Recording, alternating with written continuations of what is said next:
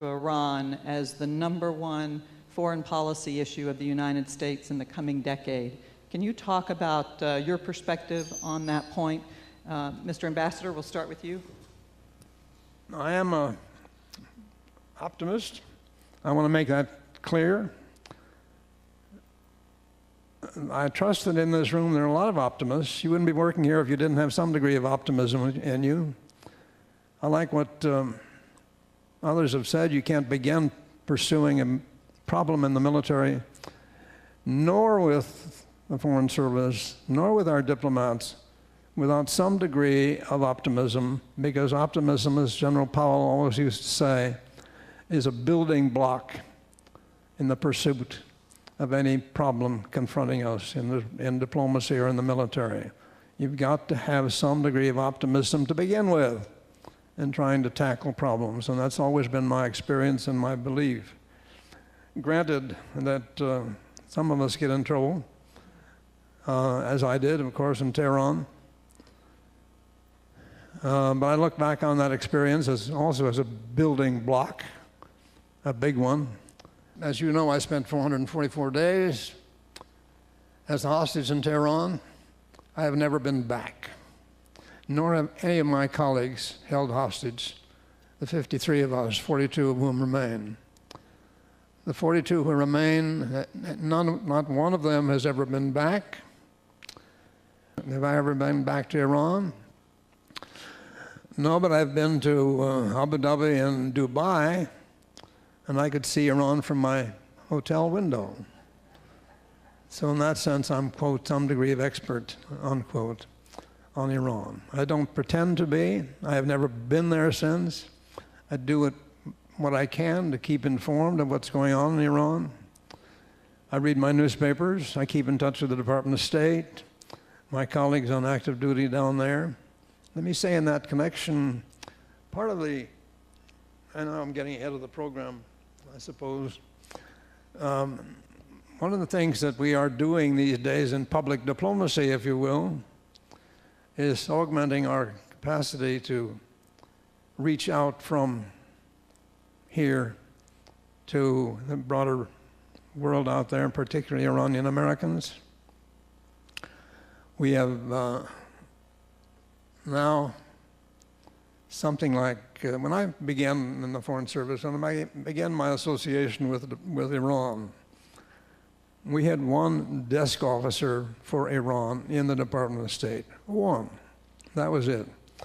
Today we have something like 14, quote, Iran watchers, unquote.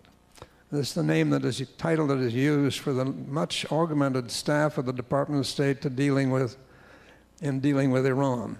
That's a plus, in my opinion, building the kind of understanding that we need across the country for Iran and all that it's up to and what we are doing in terms of coping with it.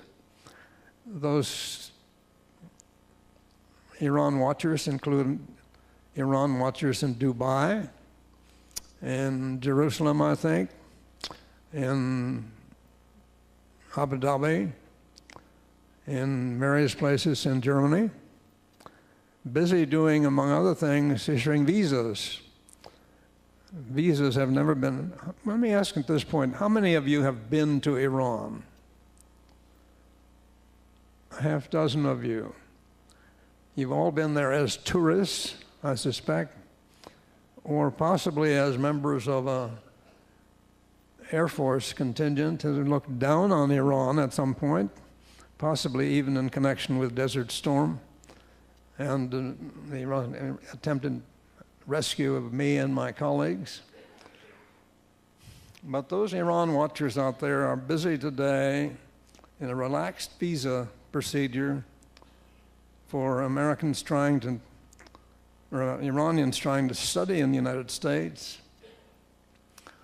We used to have thousands of Iranian students among us, many of them perplexing you, bothering you at that time before we were taken hostage. But today we have something like 5,000, a much reduced number, but there are 5,000 roughly, more or less, Iranian students studying in the United States, passport holding, issued by posts outside of Tehran, obviously, and they are being issued visas under a relaxed program that permits them to obtain 2-year limits, frequent entry into the United States in the pursuit of their studies.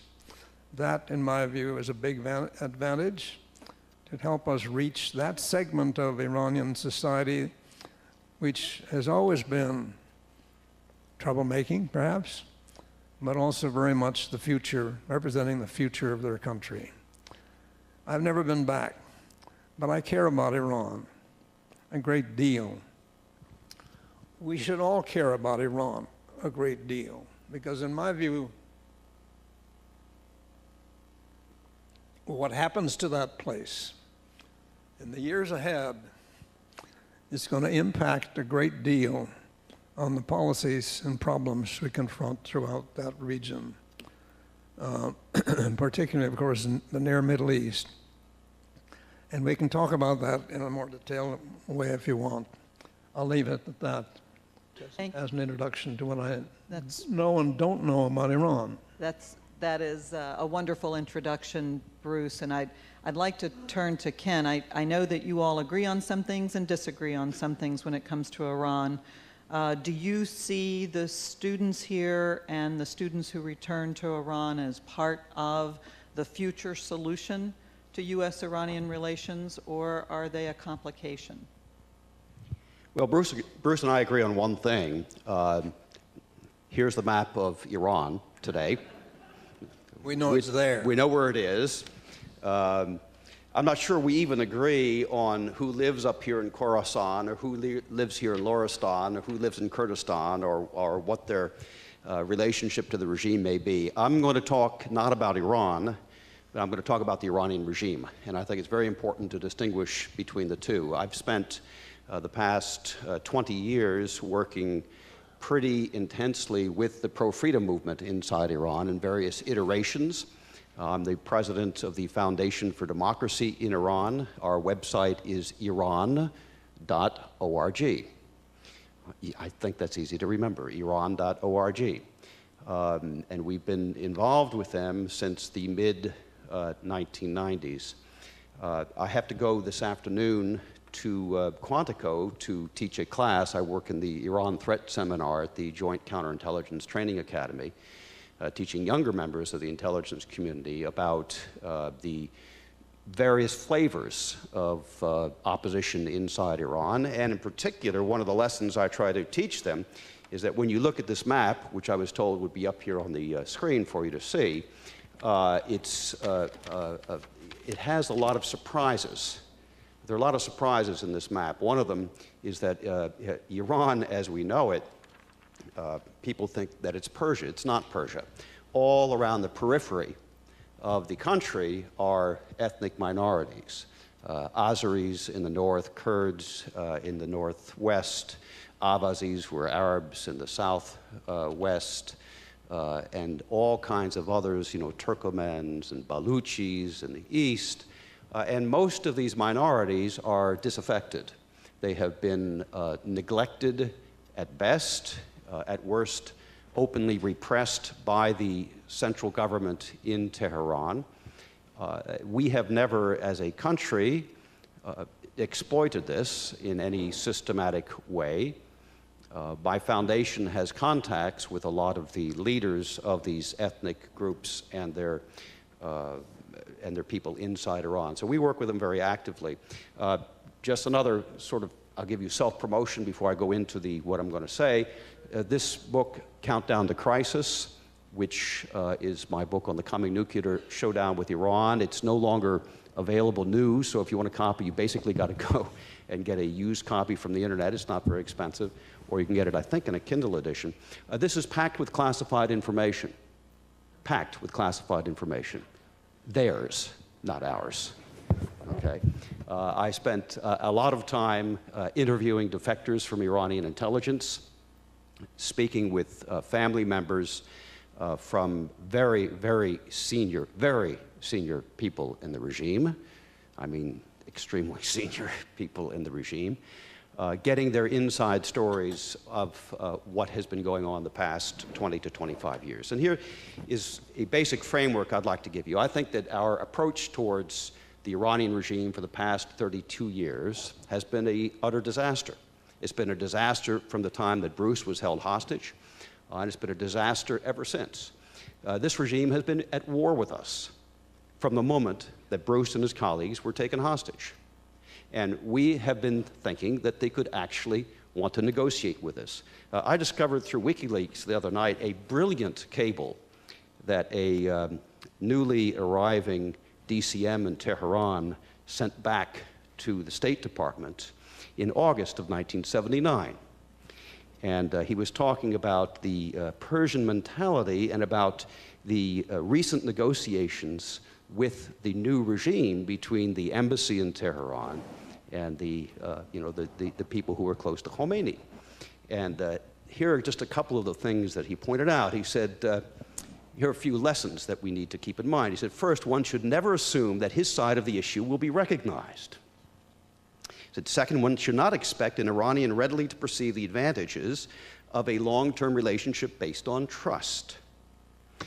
He makes a few others. And then he says here, fifth, cultivation of goodwill for goodwill's sake is a waste of effort.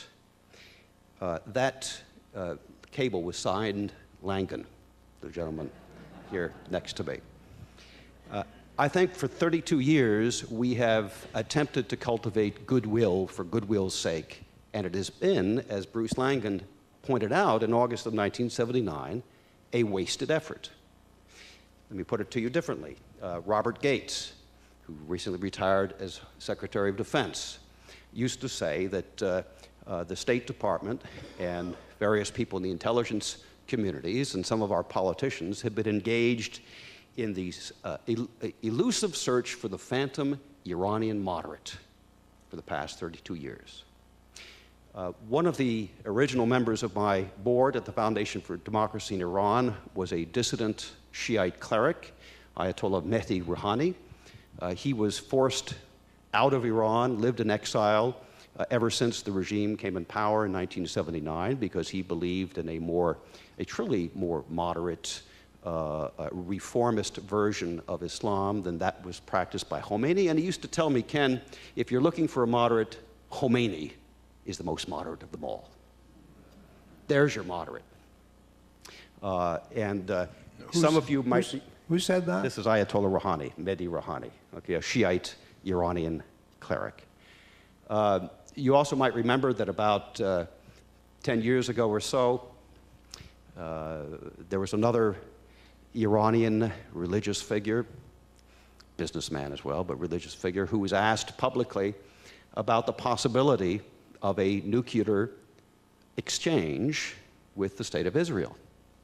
And he said, yes, it is possible that we could be engaged in a nuclear exchange with the State of Israel, and it would be terrible. Millions in the world of Islam, i.e. Iran, will be killed. But the State of Israel will be wiped off the map, so it's not so bad. Now, he was a moderate. His name was Rafsanjani. He was a moderate mullah. So as we look forward to the future, you asked about future scenarios, where we're going from here. I believe that we're headed for a confrontation. I believe that the future lies in either revolution in Iran, which is something that I would thoroughly support and think that we ought to be engaged in. We should be helping the people of Iran to liberate themselves from this absolutely wretched regime. Or, if we do not do that, we will be faced with the consequences of a nuclear-armed, expansionist Islamist regime that will possibly use its nuclear weapons. Now, do we know that they will? No, we don't. Do we know that they won't use nuclear weapons? No, we don't. This is not the Soviet Union, where mutually assured destruction was a strategy. It was something that we could build upon. We had some confidence in mutually assured destruction. We have no confidence whatsoever in the future behavior of this particular regime once they are armed with nuclear weapons. So I see confrontation ahead or revolution.